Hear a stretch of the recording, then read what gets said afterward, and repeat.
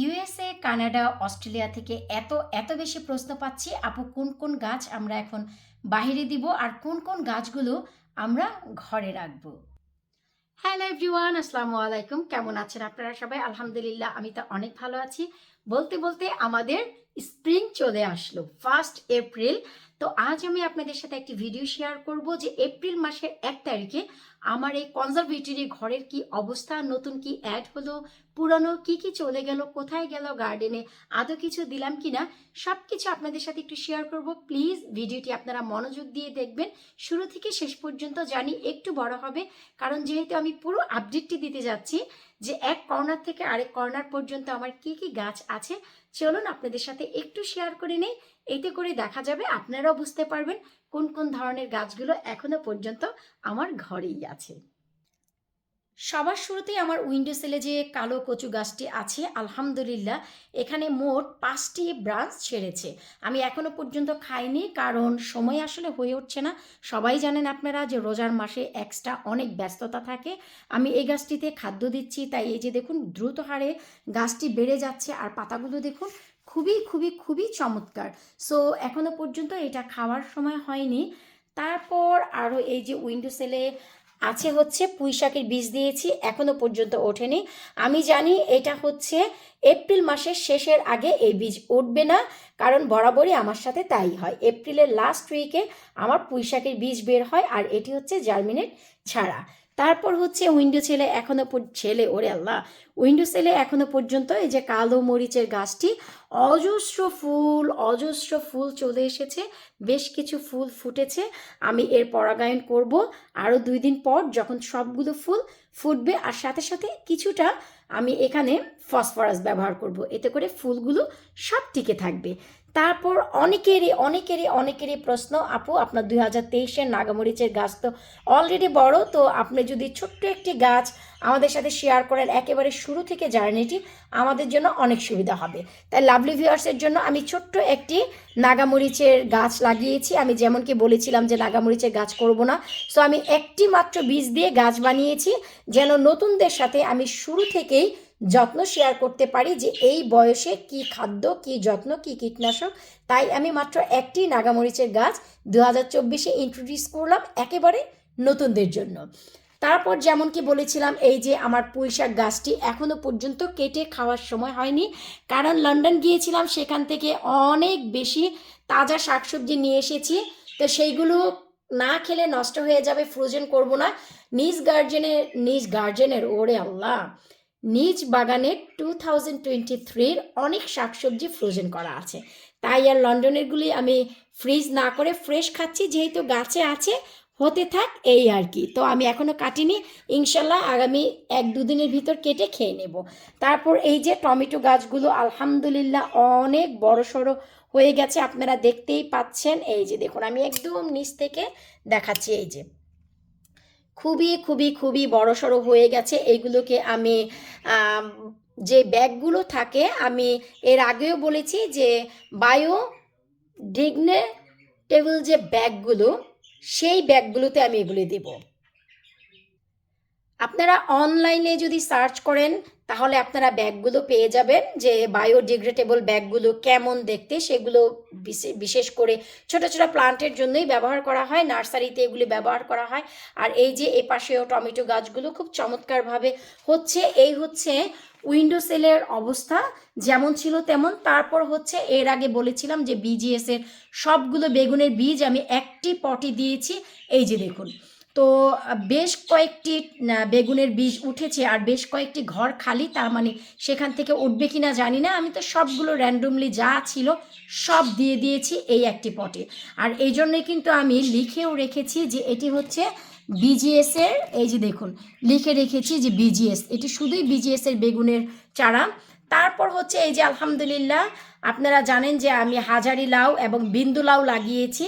তো এই যে হাজারি লাউ 3টি ছিল, কিন্তু মাঝখানেরটি কোথায় চলে গিয়েছে, মাঝখানেরটি আমিনা বুড়ি ঘুম পাড়িয়ে দিয়েছে, বলে যে ওরা কেন দাঁড়িয়ে আছে, ওদের স্লিপি দরকার। তো এভাবে পুরো ধরে ওদেরকে স্লিপি করে দিয়েছে। সো একটি লাউয়ের গাছ, হাজারি লাউয়ের গাছ শেষ। জার্মিনেট ছাড়া আমি আরও একটি বীজ আজকে সকালে দিয়েছি। আর এই যে বিন্দু লাউগুলো চারটি চমৎকারভাবে হচ্ছে। আর এই হচ্ছে বিজিএস থেকে 2টি লাউয়ের বীজ, এটিও মোটামুটি হচ্ছে, একটু লেট হচ্ছে, তবে হবে, যেহেতু 4 পাতা দিয়েছি 2 দিন আগে, ইনশাল্লাহ এটিও সেটেল হবে। আর এই হচ্ছে আরও একটি লাউ ভালোভাবে উঠছে। তারপরে এই একটি নতুন ট্রে আপনাদের সাথে এখনও পরিচয় করিয়ে দেওয়া হয়নি। এখানে আছে হচ্ছে চাল কুমড়ো, তারপরে হচ্ছে চিচিঙ্গা আর হচ্ছে ঝিঙ্গা। আমি 3 ধরনের বীজ দিয়েছি জার্মিনেট ছাড়া।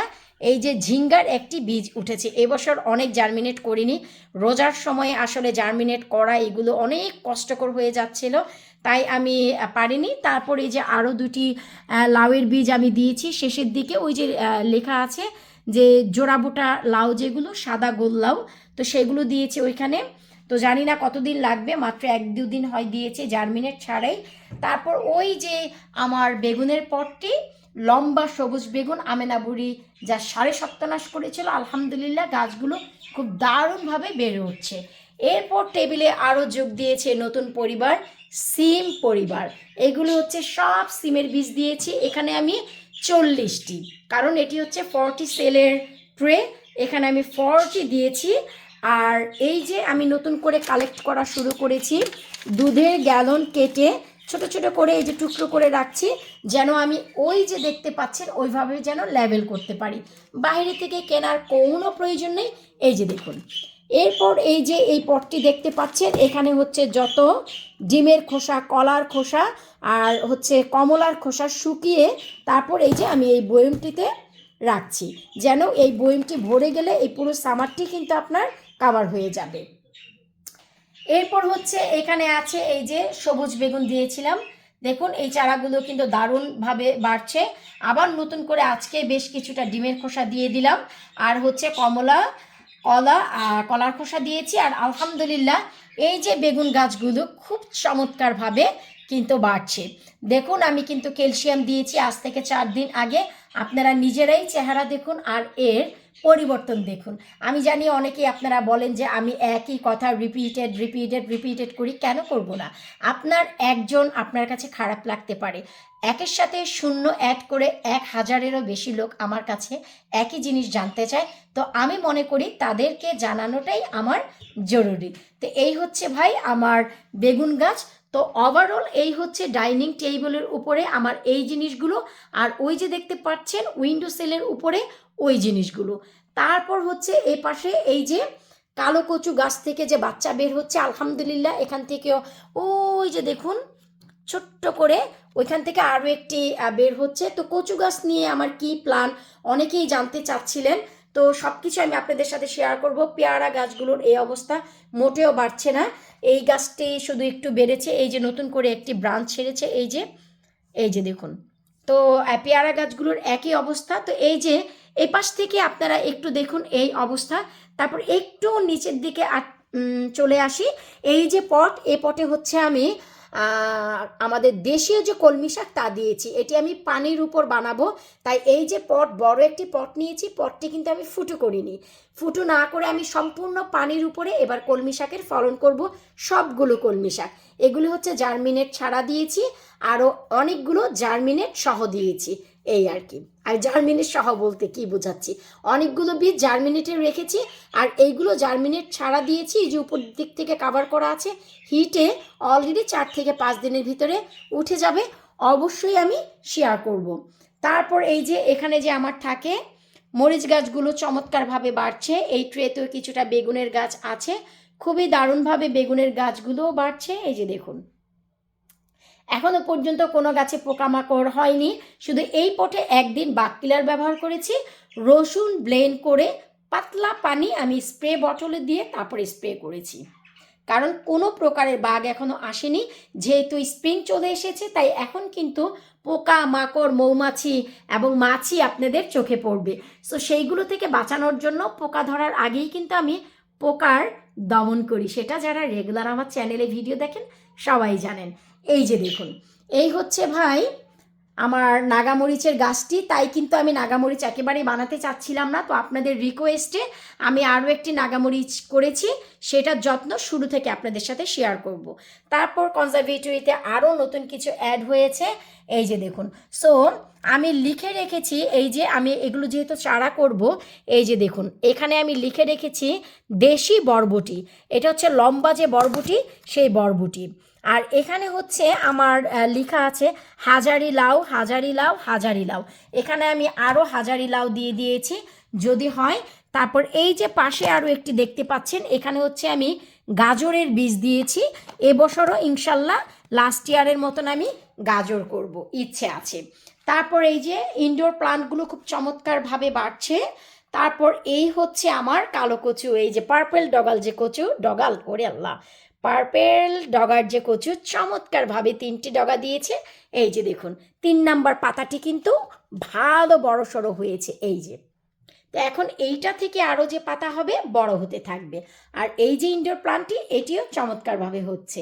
এই পাশে আরও কিছু পট রয়েছে, এই যে দেখুন এখানে হচ্ছে আমি চারা বানাচ্ছি, জার্মিনের ছাড়াই দিয়েছি। এখানে হচ্ছে আমি দিয়েছি এই যে পালং শাক, এখানে আমি 40টি বীজ দিয়েছি পালং শাকের। পালং শাকটি এবার আমি মেন গার্ডেনে করব না, ইচ্ছে আছে পালং শাক আমি বড় টবে করব। আর এই 40টি থেকে আপনি এক সামারে 4 থেকে 5টি ফ্যামিলি অনায়াসে খেতে পারবেন। ট্রাস্ট মি, এটি হচ্ছে পারপিচুয়াল, যেটি হচ্ছে বাঞ্চ ধরে অনেক বড় সড়ো হয় সেটা। আর এই হচ্ছে এখানে আরও বেশ কিছুটা 10টি সবুজ বীজ দিয়েছি সিমের বীজ। আমি মোট 50টি সিমের বীজ দিয়েছি, 40টি হচ্ছে ট্রেতে আর বাকি 10টি এখানে।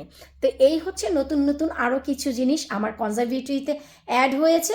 তো ভাবলাম যে আজকে আপনাদের সাথে একটু শেয়ার করে দিই যে নতুন আর কি অ্যাড হলো আমার এই কনজারভেটরিতে।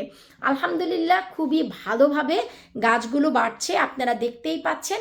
তো এখন হচ্ছে আপনারা অনেকেই প্রশ্ন করছেন ইউএসএ, কানাডা, অস্ট্রেলিয়া থেকে যে আপু কোন কোন গাছ আমরা এখন বাইরে দেব আর কোন গাছগুলো ঘরে রাখবো। ট্রাস্ট মি, প্রতিটি দেশের আবহাওয়া আলাদা আলাদা। কানাডার আবহাওয়া একরকম, ইউএসএর আবহাওয়া একরকম। আপনারা সবাই জানেন ইউএসএতে এমন কিছু এরিয়া রয়েছে যেখানে আমাদের বাংলাদেশীয় বরই থেকে শুরু করে আম পর্যন্ত হয়।